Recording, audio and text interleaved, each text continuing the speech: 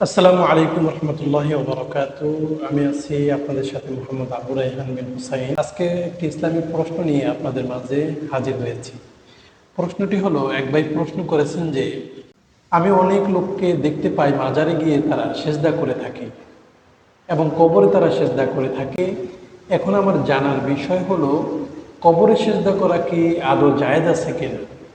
তো ভাই, আপনার প্রশ্নটি আমি যথাযথ বুঝতে পেরেছি। এই প্রশ্নের শরীয়ত অনুযায়ী আমি উত্তর দিচ্ছি।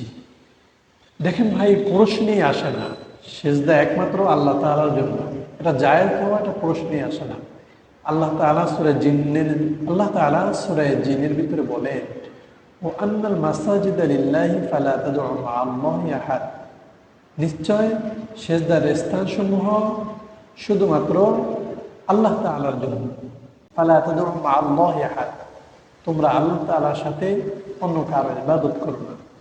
দেখুন, এই আয়াত থেকে স্পষ্ট এটাই বোঝা যাচ্ছে যে আল্লাহ তাআলা ব্যতীত অন্য কারো সেজদা করা জায়েজ নেই। যদি আমরা হাদিসে আসি, অসংখ্য হাদিস রয়েছে।